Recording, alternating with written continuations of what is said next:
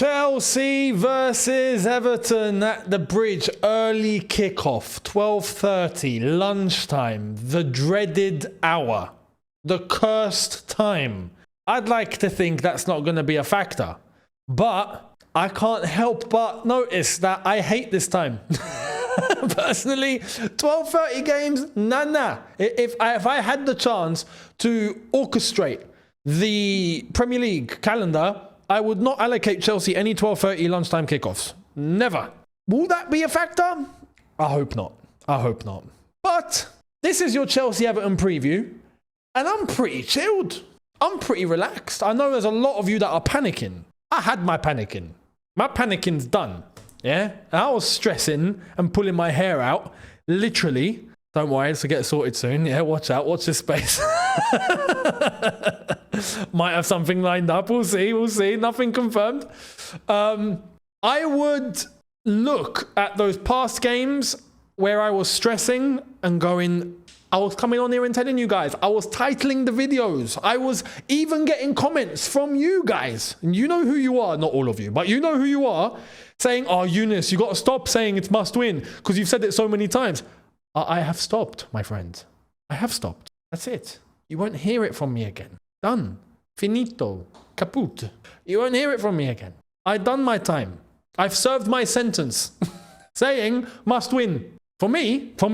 Now, a lot of you are at the point that I was at, Brentford. And maybe some of you, Ipswich. So you're either 1 or 2 games behind me at the moment. Where, and don't get me wrong, mathematically, yeah, it's still possible. Don't say it's over until the fat lady sings. Of course. It's never over until it's actually over. Yeah, I hear that. So each to their own. But personally, looking at how we have been performing, what we're about, what we have, our results, our trajectory, and I look at what we've got left, damage is done for me. So I'm going into tomorrow just saying a win will be nice. Just as a match day. It's actually, I gotta be honest, considering what we've been through, and we've been through hell. Yeah, we've been to hell and back. As Chelsea fans, we've been to hell and back. It's actually nice to be able to look at a game and just go, it's just 90 minutes. You know when you go and you watch any other football match and you just enjoy the football match for the football and that's it. It's 90 minutes and then after that it's done and you put it away and then you get on with your life. That is Chelsea-Everton to me tomorrow. So I'm hoping for a win. And you know what? I think it'll come. I think at worst we get a 1-1 or a 0-0. But I'll get to the predictions later. Going into this game though, Enzo Maresca decided to speak. And this is where it all gets a little bit sticky as far as I'm concerned, because this guy, when it's crazy how night and day he is with speaking in a press conference, speaking publicly, how he was to how he is now. It's like two different people. Crazy what Chelsea can do to you. But I'm gonna bring this up on screen for you guys so you can see and we can react. So Enzo Maresca, he snapped at a reporter. Well, so-called snapped. He didn't raise his voice or anything like that, but you could see he was a bit emotional. At questions asking him for if not finishing top 5 would be seen as a failure. He said, compared to the last 2 years, it's not a failure. How many times in the last 2 years have Chelsea been in the Champions League? How many? 0. How many times been in the UCL spot in the table this season? Almost all season. Is it an improvement or not? It's already an improvement because we have spent all season there. Now we are going to try our best to finish there, no doubt. We want to finish there, no doubt. We are happy to finish there, yes. Is it enough? No, because we want to compete for titles. But compared to the last 2 years, I think it's quite clear that there's an improvement. If you want to see it, you see it. If you don't want to see it, you don't see it. It depends in which way. I see that. I mean, bloody hell. Bloody hell, ref, have a day off. This is... I hear what he's saying, but I'm sorry. If it was me, I could not say that. I could not. Because the standards of Chelsea are so much higher than this, man. What are we doing? And why? Because some people would say, no, but it's an improvement. We've been in the top 4 for most of the season. Oh, yeah. What's the bar that we're comparing ourselves to here? What, the last 2 years? That's the bar. We're basing ourselves off an improvement of the last 2 years that were disaster. That's the bar. No. I'm not comparing myself to that, ever. That was a shambles. That was shambolic. And you know what's crazy? This season, we've done it in reverse. But because we've done it in reverse and other teams have stunk, we're actually in the mix. We started off really well. Trajectory, boom. Title race.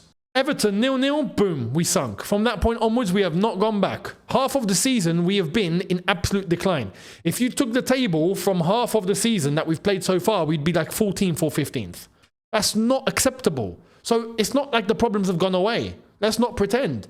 But to compare to the last 2 seasons and make it look like we're better, we bloody well have to be better than those seasons. What, you call that? What, that? Come on. Do you know what I mean?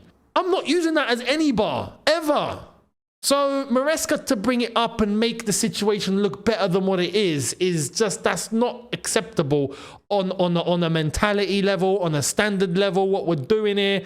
No, I would love if Maresca could just be honest and just say it as it actually is and come out and go, look, we've not been playing as well as I want us to play. I demand more. We're not there. We started off well, but we've not been playing well at all, and we've gotten a couple of results here and there, but it's still not good enough, and I aspire us to do so much more. We will try and get Champions League. We will aim to make sure we're there, but we aim for much more, and I'm not happy overall, but it is what it is, and we have to work hard. If you say something like that, and not just for the sake of saying it, but you actually say what all of us can actually see, we're on board. All of us can go, yeah, we know, because let's get it right. Maresca's not completely to blame for what's going on. He's a small piece. He's a small piece. And the problem is if he goes along with everything, that's another issue. You take Maresca out and you bring in another guy, guess what? You're going to get the same problems. Because the structure of the football club is an absolute mess.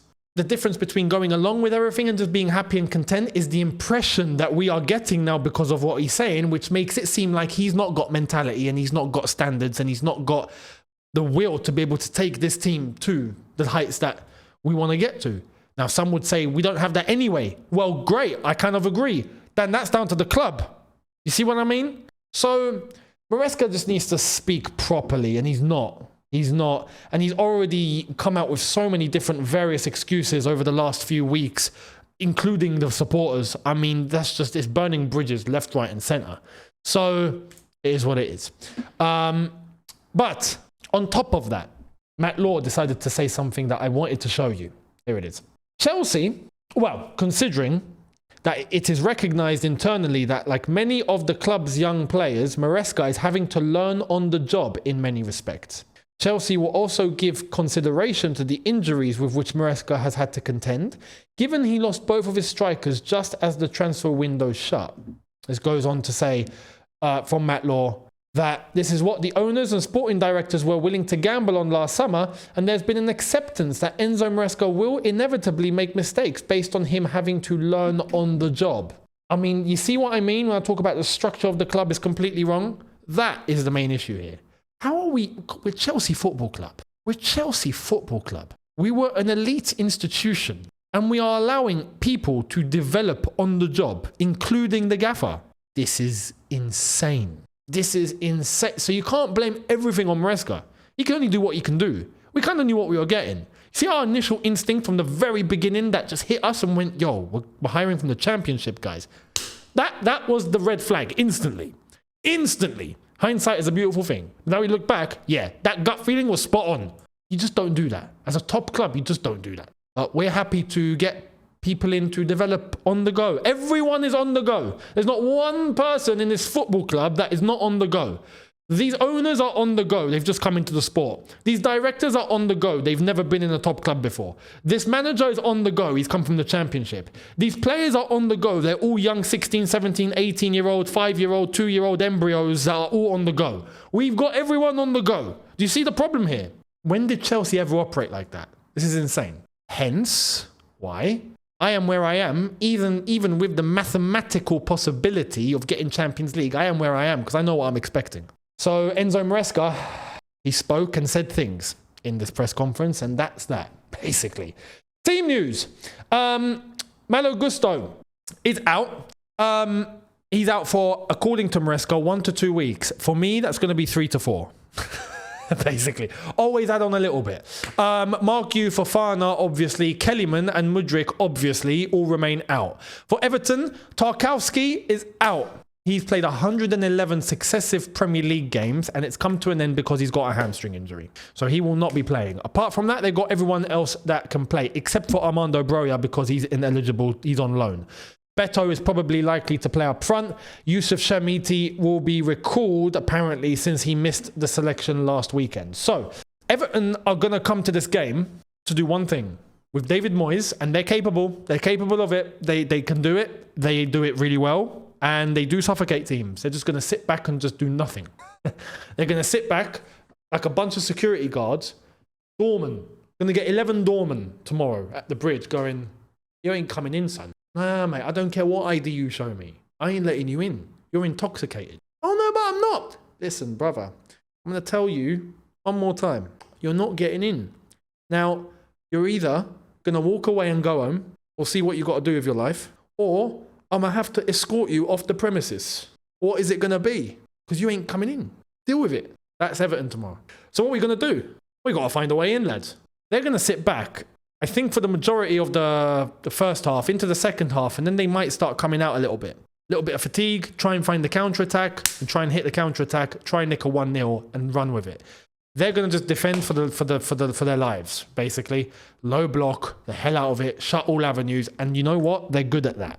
This is the problem. They are good at that. We have to score first. Score first, open the game, we might be onto something.